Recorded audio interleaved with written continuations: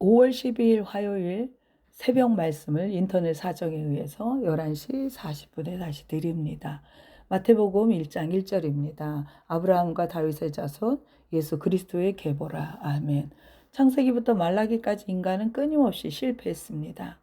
아담은 에덴에서 넘어졌고 가인은 분노로 또 넘어졌고 또 노아 이후 세상은 타락했습니다. 이스라엘은 광야에서 원망했고 또 사사시대는 반복해서 무너지고 왕들은 하나님보다 권력을 붙들고 선지자들은 눈물로 돌아오라 외치지만 백성은 끝내 완전해지지 못합니다.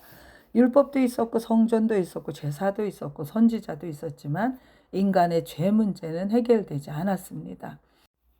그래서 구약 전체는 사실 한 방향을 바라보고 있습니다. 누가 우리를 죄에서 건져낼 것인가? 그래서 마태복음 1장 21절에서 드디어 하늘의 답이 선언됩니다. 아들을 낳으리니 이름을 예수라 하라.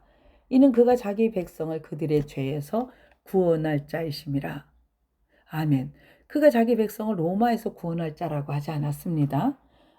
가난에서 구원할 자라고 하지 않았고 고난에서 또는 문제에서 건져낼 자라고 하지 않으셨어요. 물론 예수님은 우리의 삶도 돌보시는 분입니다. 병든 자를 고치시고 굶주린 자를 먹이시고 폭풍도 잠잠하게 하십니다. 그러나 예수님의 가장 본질적인 사역은 우리 인생의 환경 개선이 아니라 죄의 문제를 해결하는 것이었습니다. 사람들은 로마의 압제에서 자유를 원했지만 하나님은 죄의 압제에서 자유를 주시기 원했습니다. 사람들은 기적의 예수님을 원했지만 하나님은 십자가의 예수를 보내셨습니다. 그래서 예수님은 기적을 행하신 후에 종종 말씀하셨어요. 아무에게도 이르지 말라. 왜냐하면 사람들은 예수님을 병 고치는 분 또는 떡 주시는 분, 문제 해결사 정도로만 오해하기 때문입니다. 사람들은 왕으로 모시려 했지만 예수님은 어린 양으로 오셨습니다. 사람들은 어린 양이라는 게 뭔가요? 십자가에서, 그러니까 우리의 죄를 대신해서 죽는 것이 어린 양이거든요. 그래서 그 어린 양으로 오신 겁니다. 사람들은 현세의 형통을 원하지만 예수님은 영원한 생명을 주러 오신 것입니다. 어쩌면 오늘 우리도 예수님을 오해하면서 사실 수도 있어요. 예수님 믿으면 일이 잘 되겠지. 예수 믿으면 형통하겠지. 문제가 해결되겠지. 물론 하나님은 은혜를 주십니다. 그러나 만약 죄 문제는 그대로 둔 채 육신의 형통만 얻고 싶어 한다면 우리는 예수님의 중심이 아니라 예수님의 능력만 소비하려는 그러한 신앙이 될 수 있습니다. 구약을 다 읽고 나면 깨닫게 되는데 인간은 스스로 절대 자신을 구원할 수 없다는 것입니다. 율법으로도 노력으로도 종교 행위로도 안 된다는 겁니다. 그래서 예수님은 단순히 좋은 스승이 아니라 반드시 오셔야만 했던 분입니다. 예수님은 단순히 내 삶을 도와주는 분이 아닙니다. 예수님은 죽어있던 나를 살리시는 분입니다.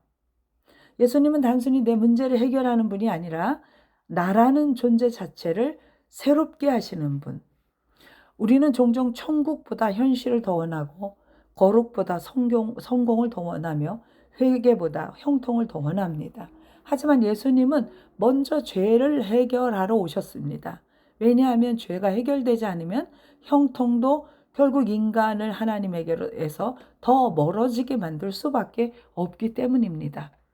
그래서 진짜 복은 돈보다 예수님이고 건강보다 예수님이고 성공보다 예수님이어야 합니다. 구약의 끝에서 결국 남는 고백은 예수님이 아니면 안 됩니다. 우리에게 구원자가 필요합니다. 그 이름 예수만이 인간의 답입니다.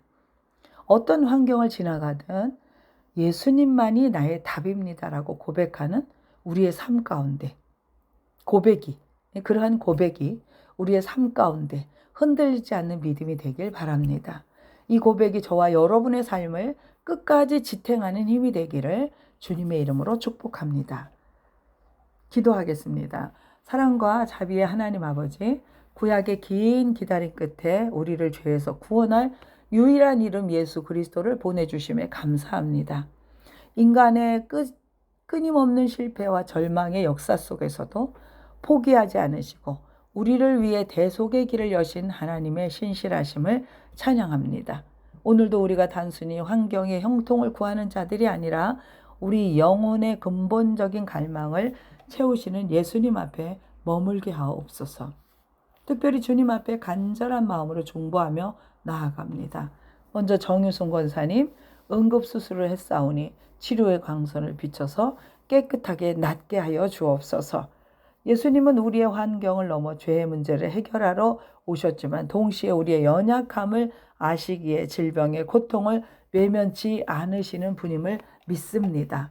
채찍에 맞으심으로 우리가 나음을 입었노라 선포하신 말씀을 의지하오니 아픈 성도들의 몸과 마음을 만져주시고 주님이 주시는 참된 평안과 회복의 은혜가 임하게 하옵소서.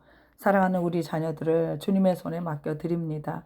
세상의 화려함과 성공이 답인 것처럼 보이는 시대를 살아가고 있지만 예수님이 아니면 안 됩니다라는 구약의 결론과 같은 고백을 가슴에 새기며 자라나게 하옵소서. 공부와 진로의 문제보다 더 깊은 곳에 계신 예수님을 인격적으로 만나게 하시고 존재 자체를 새롭게 하시는 주님의 능력을 경험하는 세대가 되게 하옵소서. 또한 교회 이전의 문제를 놓고 기도합니다. 교회가 장소를 옮기는 과정이 단순한 건물의 이동이 아니라 하나님의 임재를 구하며 성전된 우리 자신을 정결케 하는 시간이 되게 하옵소서. 사람의 방법이나 세상의 형통을 쫓지 않게 하시고 오직 주님의 인도하심만을 신뢰하며 나아가게 하옵소서. 교회 이전을 통하여 주께서 예비하신 곳에서 더 많은 영혼의 죄의 사슬을 끊고 예수 그리스도를 만나는 구원의 역사가 일어나기를 소망합니다. 우리의 기대를 뛰어넘어 가장 좋은 것으로 채우시는 하나님, 오늘 하루도 우리를 살리시는 예수님의 이름을 붙들고 살아갑니다. 환경이 어떠하든 예수님만이 나의 답이라는 고백이 우리의 삶을 지탱하는 힘이 되게 하옵소서.